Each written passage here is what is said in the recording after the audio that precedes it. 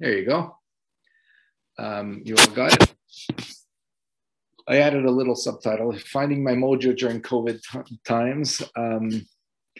It started in 19, it's now 21, so it's a little depressing, but it was named after towards the end of 2019. That's why they call it 19. So a little recap about our last topic.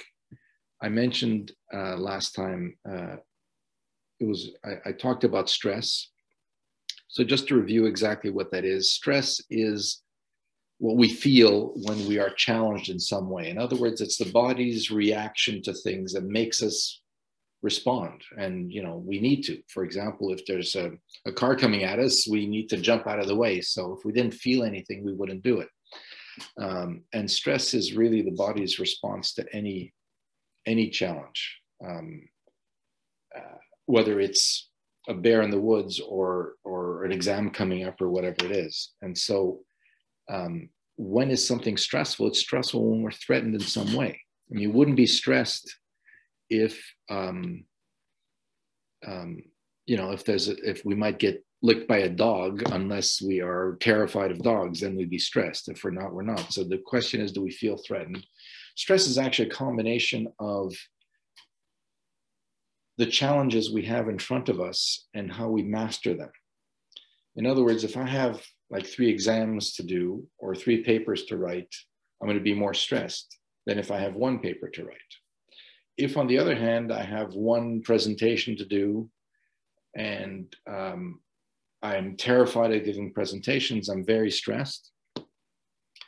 If I'm not terrified of giving presentations, I'm not stressed. But I would be stressed if I had 5 presentations to do. So it's a combination of what do I have to deal with and how well can I manage it?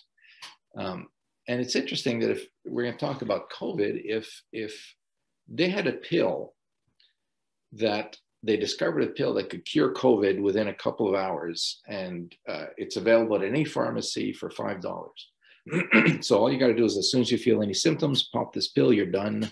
No one would care anymore about getting COVID. No one would be stressed by it because we have complete control over it. Without the control, all of a sudden, right? So the more threatening something is, the more stressed we are. The more control or mastery we have over it, the less stressed we are, right? So there's always these 2 things. So we're stressed when something is threatening and when we can't control the threat. This is why novelty and unpredictability is stressful. That's why a new job is stressful. That's why, students worry about exams. What's the first thing students ask when there's an exam coming up? They always ask the professor, what's going to be on the exam? Now, why do we ask that question? It's like telling the professor, listen, of all the stuff you told me, what can I ignore? What's unimportant of all the things that you decided were important to teach me that I can just say, screw it, right? But we do that because we want to know so we can better prepare, little more control over what's coming. If I say to you, anything could be on the exam, you're going to be much more stressed than if I say we're going to cover the chapters 5 to 7, right? And so, of course, with COVID and with the unpredictability of this and not knowing who responds and who isn't, who's asymptomatic and so on, that's why it's more stressful, because we don't know what we're dealing with, right? I do, however, want to focus on something, because since we're all more isolated, we're all more down, we're not necessarily depressed. Some people are quite depressed because of this. But I think pretty well all of us are affected. Depression isn't a disease, it's a mood, right? The question is, what causes the mood? It's a symptom. So when we're down, what is causing this? Well, isolation is going to cause it, and a number of other things. But the bottom line is that when we are down, what does that mean? There is something we call the cognitive triad. Essentially, when we're down, it's like putting on a filter that makes everything seem different. It affects our thinking. It affects our thinking in 3 ways. It creates a negative view of ourselves, of the world around us, and of the future. It's important to understand that, because it's as if we are seeing things through the filter of this mood. And the negative mood will make us see our weaknesses more than our strengths. Will make us see what's wrong with us. Will make us see the negative things about the world. That war and disease and so on and so forth, rather than, yeah, but there's also beauty out there. There's a lot of good people. There's some bad people, there's good people, and so on and so forth. But when we are down, all we see is the negative. The most important thing that affects us now, I think, and to understand this, is that it creates a negative view of the future. In other words, can you be down or depressed and optimistic? Not really. The bottom line is that the mood itself creates pessimism.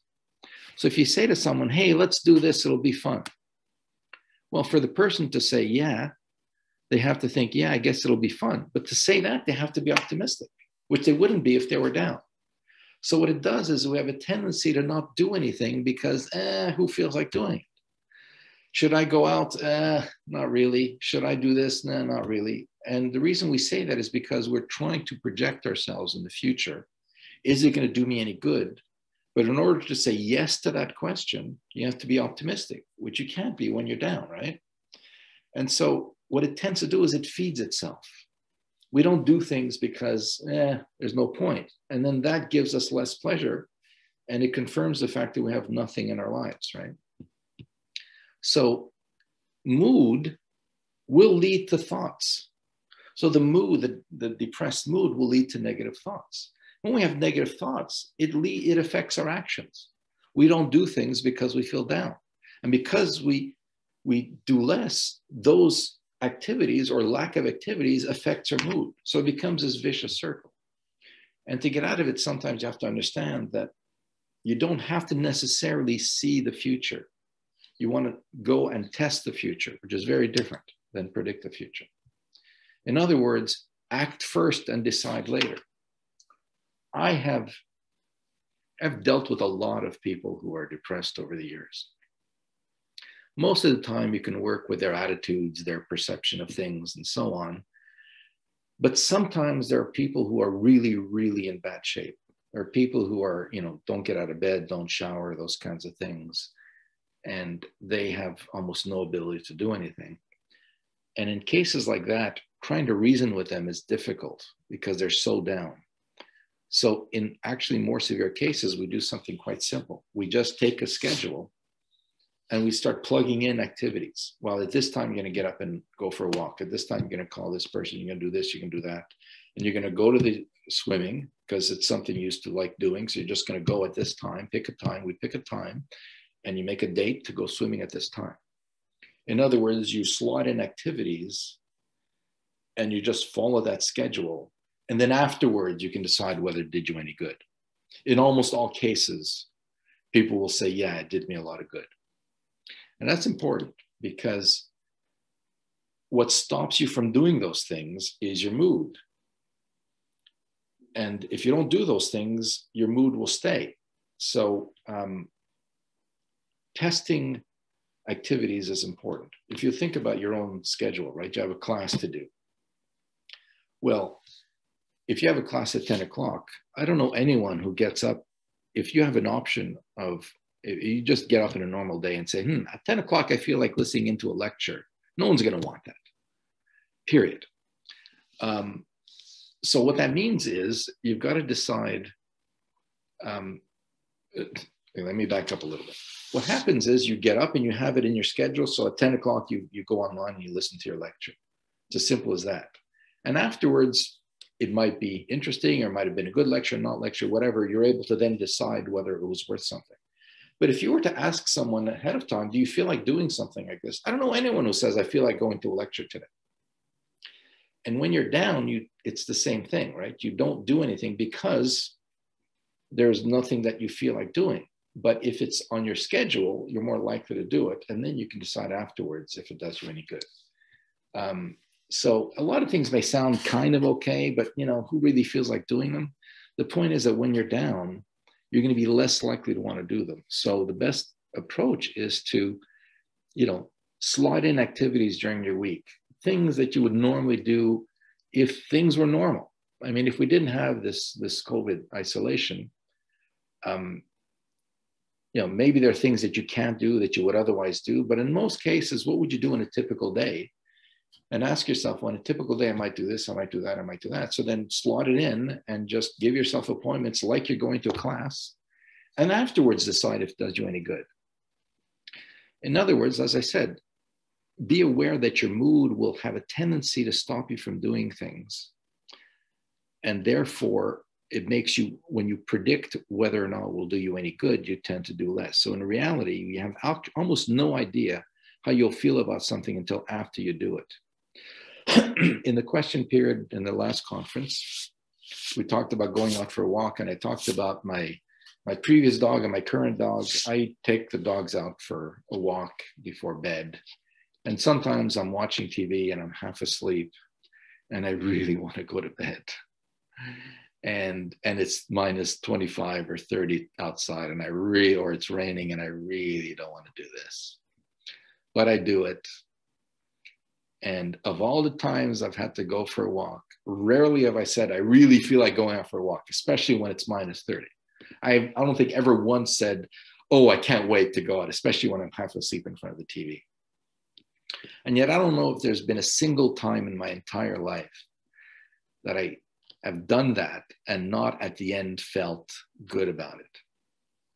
In other words, I almost 100% of the time afterwards feel, oh, that was nice. I listened to music, a little relaxation, and it's just a nice thing to do.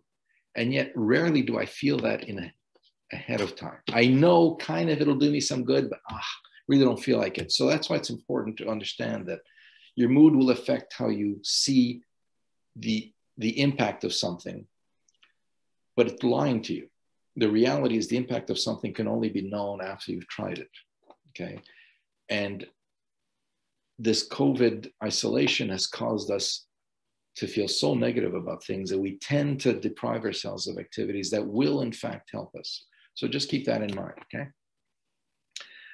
Another topic we mentioned at the last conference was the 3 pillars of happiness, or 3-headed happiness, as I call it. And in it, I refer to the fact that when we think about our well-being, what creates me and what makes me happy in who I am, right? Well, there's 3 things. I am a psychologist. Some of you are students, some of you are teachers, some of you are student aid or student life counselors, and so on. Sorry. The truth is that I get satisfaction from my job. I get satisfaction from feeling like I'm contributing to society and so on. And that's a good thing. But at the same time, when I was younger and I was watching my kids play Little League in shorts and sandals, talking to other dads and moms, I'm not a psychologist. I'm just a dad. Or I could be someone's neighbor, someone's brother, someone's father, someone's son, doesn't matter. The fact is that when I'm that, I'm not a psychologist. Okay. And so that part of me, the who I am socially, connecting to others, is independent of what I do for a living. And that also can bring me happiness. And finally, if I'm riding my bike or hitting golf balls or listening to music or playing pool or reading a book, I'm not anything. I'm not someone's dad and I'm not someone's psychologist. I'm just doing things that interest me. And so what brings me happiness? My work brings me happiness. My relationships bring me happiness. And my interests bring me happiness. And it's not one of those things. Those are what we call the 3 pillars of happiness. And it's important to understand that we need all of those roles. And if you look at the pandemic, well, you are students or you're teachers or whatever you are. But so that isn't 100% affected, but even that's affected because it's done in circumstances that are difficult. You're in front of a computer, there's distractions and all kinds of stuff. It's not stimulating. It can be boring at times. And so without that other aspect of it, even that, like even as a psychologist, I'm working just as hard as I ever have, but I'm not seeing people in person. I haven't shaken anyone's hand in a year, for God's sake. Nothing gave me more pleasure than at the end of a session shaking someone's hand. And I haven't been able to do that. I haven't been able to hug my nieces. I have three three, I became a great uncle this year. 3 of my nieces had babies. I went from being a mediocre uncle to a great uncle just like that without even doing anything. But the point is that, you know, it's affecting this part of us, what we do, some more than others. But also the social part of it is really being affected by COVID because we're not able to connect to friends and family as much as we did before. And even our, you know, interests are limited. And if people like to go to the gym, they like to go swimming, they like to play tennis, they're not able to do those things because there's a lot of restrictions and so on. So the bottom line is that it's normal when you're squeezing all of these roles down, you're limiting them, you're not going to be as happy as normal. But it's just important to understand that that's really what brings you well-being, right? Not one thing, all of them. And so you could try and find a balance if you can. So I'm going to touch on these 3 things and trying to help you understand what you can do, at least for now, and eventually to find a better balance in these 3 roles here. So with respect to the first part, you know, what you do for a living, whether you're a student or a psychologist or whatever you are, sometimes it's important to understand that work itself, some people really love their jobs, some don't. It's not necessarily a bad thing because it's quite exceptional to really love your job. Very few people would get up in the morning and go to work if they weren't paid, right?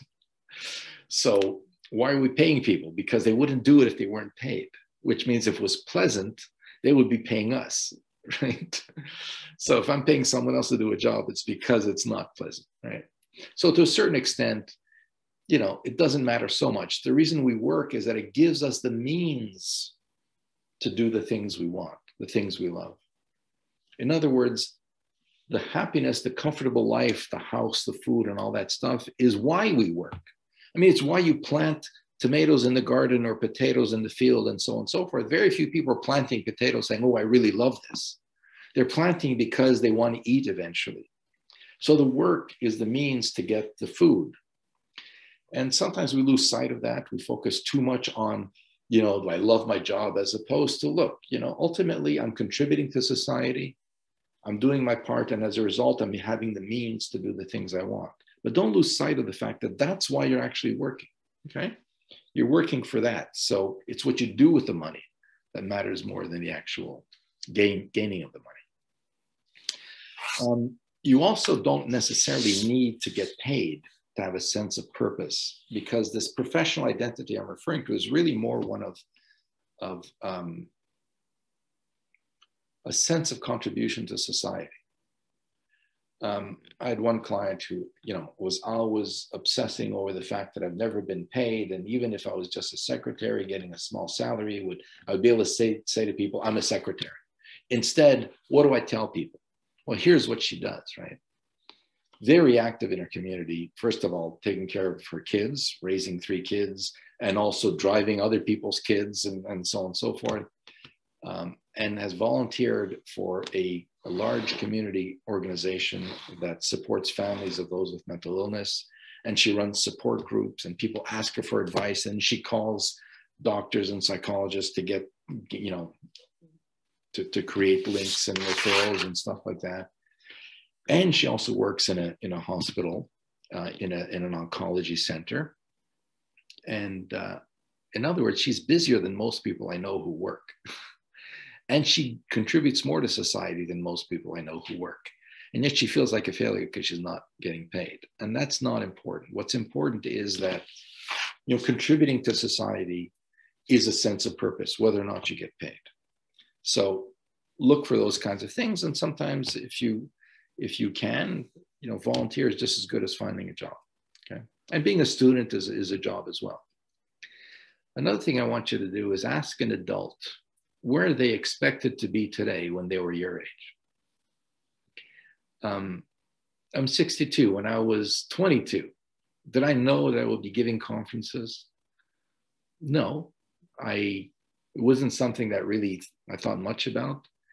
Did I know that I would, you know, write or do public health education and so on and so forth? I really had no idea. And I know lots of people who are, studied engineering and they're doing project management, or are running a business, or someone who studied nursing, but she's Minister of Health. Danielle McCann was, I think, a nurse before she became Minister of Health. And so rarely do we know where we're going to be. And do we need to know? No, all these people have found their place without necessarily knowing where they would be. In other words, you get on a road and, here's my education, I'm going to start here. And then at some point, a choice will be given to you. And then this sounds good, I'll go this way. And then another choice will go this way, and this way, this. Eventually, you end up finding a place that seems to be the result of your choices and your preferences and fits well, but that you had no idea back then. So don't lose too much sight of the fact that you don't need to know. Right? A lot of students get worried about what am I going to do in life. You have no idea. And the bottom line is you need to trust the process. You will find a niche. You will end up doing things that you like, as most people do. Just, again, ask any adult what road got them there, and you'd be surprised. There was once a sort of career exploration day at McGill in the psychology department. And I had a bunch of students there, and they asked the professor, all these psychology professors, about their careers and stuff like that. And one said, well, actually, I didn't start off in psychology. I started in engineering. Another one said, oh, yeah, me too. And then it turns out that not a single professor on the panel, it was a bit of a coincidence, but not a single professor on the panel started off in psychology. And they ended up becoming psychology professors, and good, successful ones, and good professors and teachers and researchers, but didn't start off that way. In other words, the curiosity to learn and to explore and follow whatever road, wherever the road takes you, is all you really need. Okay. Right now, the next question is, the next role is your social role, your connection to others. Okay. Ask yourselves where that happened. How did you make friends? How did you meet your best friend or your partner? What's interesting is, if I think about my friends, or if you ask your parents where they met, ask aunts and uncles, or ask anyone who's in a relationship where they met each other, or just look at your friends. Look at every one of your friends and ask yourself, how did I make this friend? Now, rarely did you go somewhere online saying how to find a friend and where to find a friend, and you found a friend there, right? Sometimes you get connections through online stuff, but for the most part, the ingredients are actually quite simple. If I think about myself and where I met my friends, well, here are the ingredients. Me and the presence of other people, usually in physical context, but it could even be online. The fact is that the only thing it took to make friends is I'm in the same classroom with people. I'm in the same job, same hospital with people, same office with people, and I interact with all these people. And eventually this interaction may make clicks and I become friends with this person, and so on. So you meet people through a friend of a friend. Oh, I met my wife because I was introduced by these people. Or I met this person playing soccer, or we met in elementary school or in high school. At no point did you walk into those situations saying, I'm going to find a friend here. You just found them. In other words, it's quite simple. Social attachments and relationships require contact. It's as simple as that. The rest of it will follow. You don't have to focus on the result. Just make sure that you get out there and you don't avoid situations, and you will develop a reasonable social network. When you focus too much on the goal, I don't have a relationship, and then you get down, or I don't have any friends, you get down. I'll give you this analogy of work. A lot of people who are looking for work, if your goal is to find work, and you try this week and you don't find a job, you fail. You try next week, you don't find a job, you fail. Well, at some point, you're going to start giving up trying. If, on the other hand, your goal is not that, what if your goal is to make contacts, send out CVs, or fill out applications? If you do that, isn't it true that if you do enough of those, as long as your CV is reasonable, that you will get interviews? A percentage will turn into interviews. And if you do enough interviews, as long as you're not, crazy in the interview, you're going to get a job. In other words, a job will follow interviews, and the interviews will follow contacts. So if my goal is to make contacts this week, and I did that, then I'm happy. If my goal is the end point, then I'm unhappy and I give up trying the next week. So it's the same thing with friends and relationships. You don't look for a relationship. You look for the things that will eventually lead to that, and have trust in that, because that's how it's worked in the past for you and for everyone else. And it will continue to work, okay? Now I want to talk about the last part of the 3 pillars, if you will, which is your passions, your interest. In the little drawing I showed you, I was riding my bike, which is something I like to do. When I was younger, I loved tennis. I love golf. I love music. I don't play, I just listen. I remember the first time I played tennis, I hit the ball, it went over the fence into the municipal pool. Not a lot of fun. First time I play golf, what do you think happens? Well, basically I'm landscaping. I'm moving little 6-inch rectangles of grass from here to a few feet ahead of me, and the ball doesn't go anywhere, or it's in the woods or that kind of stuff. Not a lot of fun, to be honest with you. But, once in a while, oh, that one went in the fairway, or that one went in the court. And let me try that again. And once you start getting better at it, then it becomes an interest. In other words, those things became my passions over time. They didn't start off that way. And it's important to understand that no one that I know that's passionate about something, whether it's wine or Indian food or cooking or decorating or painting or taking pictures, started off as a passionate photographer or bird watcher or whatever it is. They started off with, that's interesting, let me try that. And so interests develop over time. And a lot of us don't realize that, because we are looking for, well, what interests me? Nothing. Well, of course not. It doesn't have to interest you. You have to be willing to try these things before they become interests. You might have a little bit of interest in trying, but beyond that, it's not going to really click until you do it. I used to go to Archambault and listen to sample CDs when they actually had CDs. And if I liked something, I'd buy it. But if I didn't like something, I'd often buy it anyway. Because I said, well, this might grow on me. And most of the music that really, really stays with me, that I can listen to 1,000 times, is music that I didn't necessarily like at first, because it may be a little more complex and so on. But the appreciation of it. You think about food, spicy food or something different. It's like, what the hell is that? What do they eat? But when you try it, there's tons of people I know who love wine. Has anybody tasted wine the first time in their lives and said, oh, this is so good? Never. But they persist. In fact, they get a little buzzed and makes them more committed to it. And that's basically the main reason why we're passionate about wine. But having said that, it really is something that takes time. And so it's important to understand that interests don't have to be there. They can be created. And I say this because when we have nothing to do and we're bored, that's when we look for stuff. I was talking to someone recently who I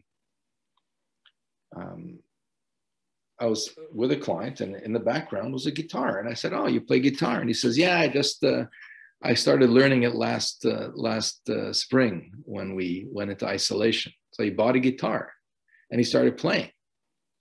Now, and he seems to be, quite interested in it. At some point, maybe in the future, in 2 or 3 years, he'll be in his backyard playing guitar for his friends or with a couple of other people. And he's going to be able to say, I learned that because of COVID. Had it not been for COVID, would he have learned the guitar? It's a pretty good chance he wouldn't, because he had lots of stuff to do. It's when he had nothing to do and was bored silly that he tried this. So, and there's people who make bread, and I'm going to tell you about the shoemaker's wall in a second. So the fact is that what we often underappreciate is the importance of having nothing to do sometimes, and then using that to discover things. I know people who are very busy, active, and then they retire and it drives them crazy. But if you had interests, when would you have done them? So you have to have that hole in your schedule where you normally worked, and then slowly start filling that with things. And you're not going to find it, because if you had it right away, you would have done it and you didn't have time to do it. So you have to give yourself time to find them and develop them, and they will happen. So COVID, as much as it sucks, and it sucks for all of us, has created certain habits in people. There are people who are doing things they never did before. There are people who are playing music they didn't before, or creating or writing. And a lot of musicians who live off their craft at least are taking the opportunity to create a lot of new music. And there are people who now are baking. There are people who are taking up photography and stuff like that, or painting and so on. I also mentioned in my talk last time that those are the three pillars of happiness, the three roles in what we play, and it's important to keep a balance there and not lose sight of what makes us happy. They all do, and so don't neglect one for the sake of the other. But there's a couple of other ingredients that are important, and I mentioned a poem, Nirvana, last time. Bottom line is that, I'll give you the example I've given before. If I'm driving along, right, I could be driving my car, and then a song comes on, and I start, singing along, and I feel good. And then I look to the side of the road, and I see a crucifix with some flowers, or I see a ghost bike or something of that nature, and I say, someone died right there. And that makes me sick to my stomach when I think of that. And then the phone could ring, and it's an old friend, and hey, how you doing? And so on. And so I have this pleasure in talking to this person. Those three moods could happen within seconds of each other. I could have described what I just described, could have happened within 30 seconds or 60 seconds. And so I'm not a psychologist or someone's, neighbor or friend. I'm not doing anything particularly passionate. I'm just driving along, and boom, I'm also experiencing life. And so in a given day, you can laugh 10 times, 20 times, you can be sad a few times, you can be angry a few times. The fact is, it's all of those things. And so happiness isn't only about the road and where you get, it's also about enjoying the moments, right? And a lot of people who, let's say, are struggling in relationships or struggling in their careers or whatever, feel as if until they solve this, they can't be happy. Well, the reality is that, I have people in my office, and they go through a box of Kleenex. At the same time, they can laugh several times in a session. So it's not as if the laughter isn't real because they were also crying before. So true happiness also comes from not just that balance of roles, but also from the ability to appreciate certain things that we have. And the other thing is the 3 + 1 + 1. So the three pillars, plus the ability to appreciate the moment, plus the last ingredient, which is the ability to accept that some things are what they are and we can't fix. Life is about fixing what you can and accepting what you can't. And this is the one that gives people struggle, because without this, if there are things that bother you, someone doesn't love you anymore, or you have a disease that you cannot fix, or you've lost a loved one or a pet or whatever it is, those are things you're never going to be able to undo. So those are things that you're stuck having to accept. And without the ability to accept, then your life can never be fixed. And that's all you think about. So the last ingredient to well-being is the ability to accept. And, we can't force a pandemic to go away. We have to allow it, give it time and so on. So accepting something. So here's the key to accepting. There's two roles to it. First of all, to accept something does not mean liking something. And a lot of people mistake that. A lot of people say, well, I'm supposed to not care? You could be in a wheelchair. You think someone in a wheelchair has any choice but to accept that? No. You think the person says, oh, no big deal, I'm in a wheelchair? Of course not. It sucks. It's a horrible thing. Losing a loved one, losing a child is not something any parent is going to say, well, no big deal. That's not what acceptance is. You start by acknowledging that, yeah, it sucks. But it also means stop looking for an answer or a fix to something that doesn't exist. Stop wishing for it to go away. So accepting something means, yeah, this sucks, but anyway, do what you can. Focus on, you stub your toe, you wait for your pain to subside, and then you move on. It is not dismissing it. It is learning to walk beside it. On my website is a conference called Can I Go Back There? And it's on PTSD. And at the end of this conference, I quote a woman I saw who lost her son. And she said, well, you don't get over your loss, you learn to walk beside it. That was the wisest thing I've heard in 40 years of practice. And that really sums it up well. I wish there was something better than that. There isn't. You learn to live despite it. But if you spend all your time saying, why did it happen? Why did it happen? You're looking for this, like when you're thirsty, you drink. You're cold, you find warmth. We're always looking for that, right? That's why we feel stress. It pushes us to find a solution. But when there isn't one, we're caught in this why? And when people meditate or when they do yoga or those kinds of things, they don't empty their thoughts, really. They just observe their thoughts without trying to then fix it or address it. That's what acceptance is. And so sometimes you need that. It's important to understand that you need to be able to do that as well. Stop trying to fix things that can't be fixed. It sucks. Acknowledge that it sucks and control what you can. When you don't do that, you lose sight of the things that you can control in your life. Okay. I'm going to move a little bit more quickly. It's 1:45. We started a bit late. I'll try and save a few minutes for questions if we can. I think it's important, given what we're going through when we're struggling, to not lose sight of the bigger questions and when we look back on our lives, what connects us to the past, what connects us to people. And usually it's memories. It's not a specific thing. It's not about the house or the car. It's about memories in the house, right? With people. We all, when you go to I bet you all of you, if you've been to a beach, you've come back with either a shell or a little rock or something you found on the beach or a little piece of driftwood, right? We all have a piece of driftwood. And I have a napkin from Nathan's hot dog stand in Coney Island where they had the annual hot dog eating contest. And I said, I'm going to have a hot dog at Nathan's on Coney Island. And that's what I did. And I brought a napkin back and I had that. And when I went to Vietnam the first time, I went twice. 3 of my children are adopted from Vietnam, and I went twice to go. And in 95, actually, when Amy became part of our family, I went there and, in 2001, when her brother and sister joined us, I went to Da Nang and I was at China Beach. And China Beach was where the American soldiers landed and had their base, and were 50 some odd thousand of them left in body bags for a war that should not have happened. And it was a significant place and time. And I was in a country that was, basically ruined from the war and so on.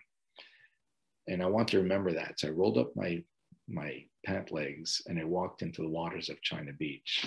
So I have that image in my head of that moment in my life. And I did it on purpose. I did it because I wanted to remember that moment. And that's why we pick up rocks, don't we? That's why we do things. In 1981, when I was a student with cinder block bookshelves, and my wife and I had no money, and we took $5, we spared $5 to buy a Christmas tree. And we were away from home. I was in Tallahassee at Florida State University doing my master's.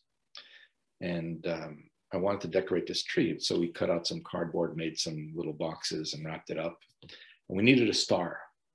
So I took a piece of cardboard and I carved out a star. And I wrapped it in aluminum foil and used that as a decoration. That was in 1981. And last year, 2020, every year, every Christmas, we take out that star, we put it on our tree. And of course, the trees now are big. And sometimes we need a ladder to get up there. And all my kids have their turn. And I think this year was Amy's turn. And here is my Christmas star. This is the same star that I made in 1981. And what it represents now is all my life since then. You know, people who didn't exist, people who existed and have died, careers I didn't have at the time, and so on and so forth. And so it just is a representation of that. And I think it's important. And during COVID, I said to myself, is there anything I can do? And my father died a few years ago, and he was an immigrant and uneducated and so on. And he, you know, did whatever he could with his hands. I mean, he was his own gardener. He was his own carpenter. He did everything. And he worked, you know, mopping floors. But he also had this shoemaker's kit. And whenever he needed to fix his shoes, he'd take out his little, he'd put this thing here, goes on your lap. And he puts one of these shoes upside down in there, puts the shoes over it, and he hammers down with his little hammer and his tacks. And he's got all these files and rasps and different shoe sizes for kids' shoes and so on. And he had this in a big tin box. And I said to myself, what am I going to do with this? For years I was looking at this stuff, looking and going, you know, I got to give it away, scrap metal, something. Maybe someone can use it. My wife said, you can't throw it out. And I said, I know, but I don't know what to do with it. And then, oh, you know what? I took this old piece of wood that I had, and I tied these shoe lasts to that. And I tied up a bunch of, these are old bookcases I had, bookshelves I had in the corner. I screwed them to the wall. And this is my homage to my father. And it's almost like a shrine that I made for my father. And that was very close. And I didn't do this until after COVID. I had this thing in my basement for 5 or 6 years or 10 years since we emptied out the house, and never did anything with it until COVID struck. And because I was bored, I started doing this, and I did this over a few weeks. And now I have this. And if it weren't for COVID, I would never have that, most likely. So yeah, I hate this stuff. I hate not being able to do things. But at the same time, my life is somewhat different because of this that I wouldn't have had if it were not, right? Like the guy who plays guitar. Here's something interesting. In 1998, before many of you were even born, we had an ice storm, kind of like what happened to Texas last week. We had no heating, electricity for a week in dead of Montreal winter, okay? Well, everything from the fridge went on the front deck. The Wednesday that week, and the ice was like this thick on little twigs. That's how heavy the ice was. It rained solid and froze and so on, and power lines coming down. It was pretty bad. Well, the Wednesday did go above freezing a little bit, and I had ice cream outside. And I said, the ice cream is melting. And then I had an idea. I was with my 2 kids at the time and my nephew and niece that were staying with us because we had a wood-burning stove. And I said, come on, kids. And I gave them each a straw. And we started sucking the melted ice cream out of the bucket, okay? This is my nephew, Jeffrey, my niece, Samantha. This is me. This is my head and my straw in my mouth. This is my hand here. And this sweet little girl is Amy with her straw waiting for her turn. And this is her having her sip with her cousin, Jeffrey. So again, it's one of those things that I plan it somewhat, but essentially those are the things that you remember, right? So don't lose sight of the fact that, you know, you will remember certain things. So ask yourself, what will you remember when you're older, right? I had a gentleman who lost his job, was out of money, and a friend of him says, hey, you promised me at this age we'd go to Italy. And he says, yeah, but I don't have a lot of money. But he scraped and scraped, and he said, screw it, I'm going to go. And he went to Italy. And I saw him again years later, and I said, no, you remember your trip to Italy? He says, yeah. And he got a smile on his face. And it cost him about $3,000, and he barely had the money, but he bought it. And I said to myself, $3,000, what would that buy? If you're buying a new car, and you might think, should we get the leather seats? It's $3,000. And a lot of people say, yeah, why not? Well, are you going to remember that in 10 years? Yeah, it's nice, but at the same time, it's just seats, right? But the trip is something that stayed with them. So it's important to understand that, you know, you spend on what you need, obviously, but maybe not so much on what you want. And a lot of times, oh, those are nice shoes, I'll get more shoes. Do you really need the shoes? And what can you do instead of that? If instead of that, if I think back the last 10 years, the moments in my life that I really enjoyed, it's all about concerts I've been to, or trips I've made, or social activities that I did. And so I can tell you, I was at the Leonard Cohen tribute concert. That was amazing. I can tell you, I went to see Lucinda Williams. I can tell you that I saw Angelique Kidjo, a number of other musicians, and the MSO playing Beethoven's Ninth. And these are all things that, man, that was so good. And it cost the money. You know what? I don't care. If it cost me $200 to go to a concert, I did it. And it's something that I will have for the rest of my life. So, you know, it's memories that make more of a difference. So I think it's important to understand that COVID doesn't necessarily deprive you of those things, or as much, to a certain extent, yes, but don't lose sight of the fact that you can sometimes create some of those memories and connect to different people, times, and place, right? Including trying new interests. Okay. A couple things. I think it's important to think about meaning at a time like this. I know it's being a little bit philosophical.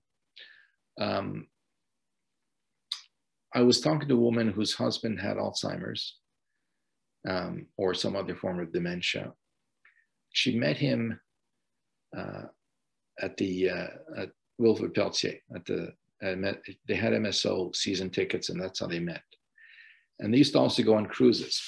And as he got older, when he was, losing his memory, she booked a cruise, and she also took him regularly to the MSO. And someone said to her once, but he's not going to remember this. Why are you taking him on a cruise? Or why do you take him to the concert? He won't remember. She said, yeah, but I know that he liked it when he was there.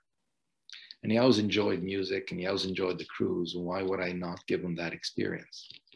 And it taught me something about when we do things, right? We do things, we go to a show, or we, go skiing or whatever it is, and we enjoy the moment. And then we can reflect back and have a memory of that moment. And that makes me feel good. And if I don't have that, that's too bad, but it doesn't mean I don't have this. I can't have this. And so it's both a combination of appreciating the moment, regardless of what stays, but also investing in those memories as well, for those of you who don't have dementia, which I assume are most of you. Here's another thing that's interesting. People often ask themselves the question, what's the matter with me? Why can't I, why am I not happy? Why this, why that? Has that question ever made anyone feel good? It rarely does, because it presumes there's a problem that needs to be fixed, and you often can't find it. A better question is something like, well, what's right with me? When was the last time I was happy? If you think about it, right? A lot of people, you have a hard day at the office. I want to quit this goddamn job. Or you have a fight with your partner and you want to leave. Well, if you only focus on things that don't go well, sorry, my phone's ringing and distracting me a little bit. If you only focus on things that don't go well, you often lose sight of the fact that in reality, a relationship or a job or anything else is a combination of both good and bad things. There are probably things about your job that you love, things about your job that you don't like, about your partner that you love or not. So the reality is that if you ask yourself, why did we get along that time? How come I like my job? Because, well, there's a lot of things about my job that I do like. And you don't have to have one feeling. You can love certain things and hate certain things, but overall decide to stay because the good outweighs the bad. Same thing with the relationships. When did we get along? Oh, we got along because we were doing this together. And oftentimes when I ask people why they got along, you can often find circumstances that created that. But oftentimes, not just circumstances, but attitudes. Sometimes it's the attitude that you had. My wife always does this, but for some reason, it didn't seem to bother me then, right? Or my husband does that, but for some reason, that's the way he is. What are you going to do? And so oftentimes it's about an attitude, or it's about a circumstance. And so just sort of asking yourself, when did I feel good? And trying to trace back the decisions you made or the attitude you had that produced that thing will often teach you much more than focusing on what's wrong. ask yourself also, what do you remember from last year? What is the one memory from last year, or a few memories from last year, or from your last year of high school? What do you remember about that in particular? Or, you know, the year you played soccer, or your friends or different events. What do you remember? The fact is that on your deathbed, you're not going to remember the leather seats in the car, right? You're going to remember the trip to Italy. You're going to remember a person. And sometimes when you are at a funeral and people are talking about a person, they tell stories about some little incident that seemed insignificant at the time, but stays with people. So it's important to understand that what really matters is our connection to each other, connection to our past, and so on. And sometimes we lose sight of that and we focus too much on my next exam, my degree, these kinds of things. That's all important.